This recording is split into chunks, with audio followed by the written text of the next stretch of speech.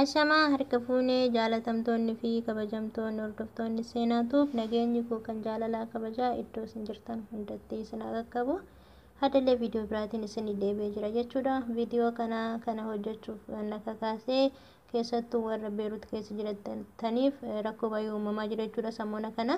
Ani garuu viidiyoo kana isin hojjedhe yaanni haddatti kabiraatiin qabadhee isin deebi'ee jedheetti viidiyoo biyya keessaa na bira gahe ergaa guddaa biyya keessaa na bira gahe jira. Isin dabarsa jedheetan yaade garuu haddallee isallee irruma tareetti rakkoon kanaan ammutuyyuu lammiileen Itoophiyaa kamuu akka miidhamuu hin qabne jedhee kana yaadu kana nani qabadhee isin deebi'ee jechuudha viidiyoo kana hundi keessaniyyuu haga dhumaatti dhaggeeffattanii hiriyoota keessaniif sheer akka gootan maqaa waaqayyootiin isin gaafadha jechuudha. Lammiif yaaduu qaba birriidhaan wal gargaaru yookaan ammoo humna bira jiraattee gargaaru osoo hin taane waan kanaan dhagahanii akka irraa of eegan akka viidiyoo tana sheer gootan isin gaafadha jechuudha. Akkuma beekamu biyya Beerut keessa biyyi amma rakkoon kun ka'aa jiru biyya Beerut kana keessa erga rakkoo kaasanii ji'a lama jechuudha. Jidduudhaan wanni martuu cufamee ture haga torbee lama waan hunda cufanii haga yuunivarsiitii haga mana barumsa hundayyuu cufanii mootiyyuu deebisanii bananii hojiirra jiran jechuudha.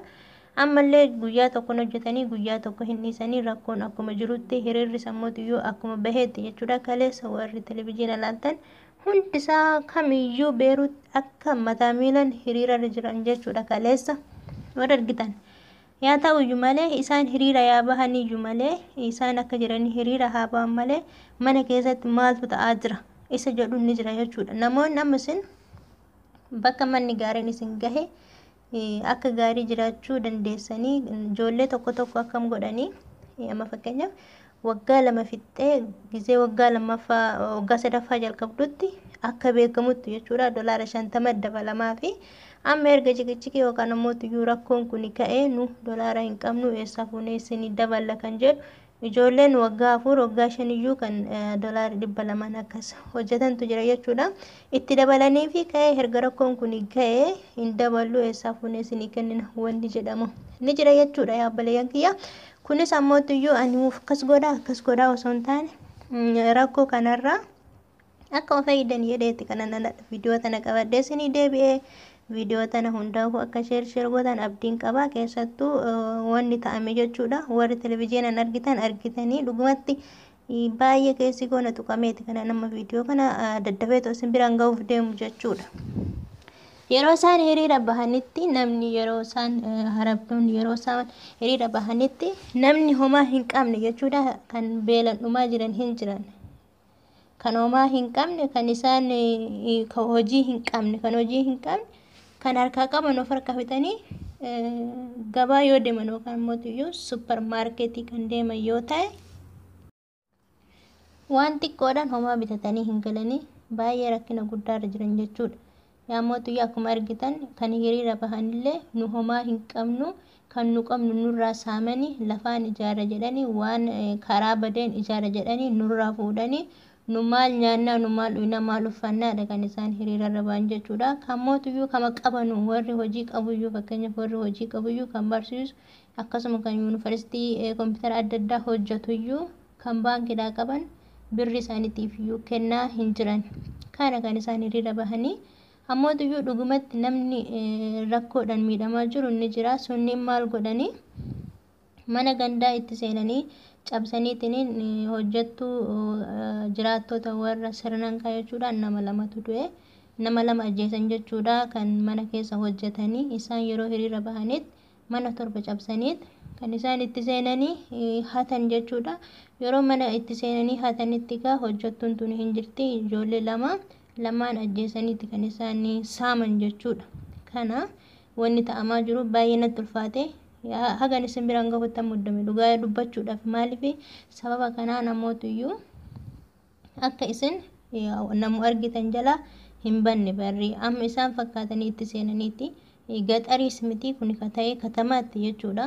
Kanaaf yaa obboleeyyan kiyya bakka jirtan hundatti isaan gadi bahanii bahanuu baatanii isaan mana jiraatanii manaallee jiraachuu yoo baatan nama tokko jalaayyuu akka barri hin banne akkasuma yoo isaanu mana jiraatan yoo alaa kan waa rukutamu ta'e isaanitti hima malee adaraa keessan isin jalaa hin baninaa isin jedha. Irra caalii warri jiraattonni as keessa jiraatan irra caaliin isaanii mana lama qaban jechuudha. Gatarii fi katamaadha qabanii kara lachuttu adaraa keessan akka nama tokko jalaayyuu hoo isaan jiraatanii jiraachuu baatanii nama tokko jalaayyuu akka hin banne jechuudha.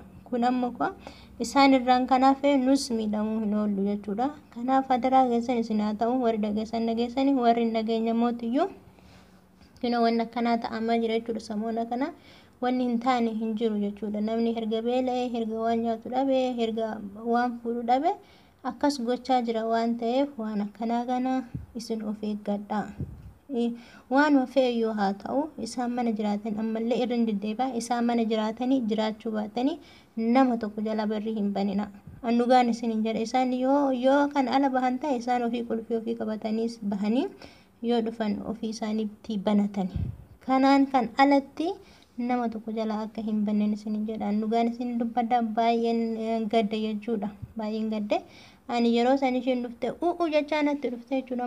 Maal ta'e gaayee dhirrifadhee nama tokko jalaa barri hin banini jettee baay'ee na sodaachiste jechuudha. Ani nama tokko jalaa yoo hin banu isaanuu hin banan dhugaan isinitti dubbadhaan isaanuu hin bananii kun barriin isaan alaan kan dawwalu hin jira keessan laalan jechuudha. Hin laalanii aga eenyummaa isaa addaan baafatanitti baay'ee sodaatan jechuudha. Hin banani.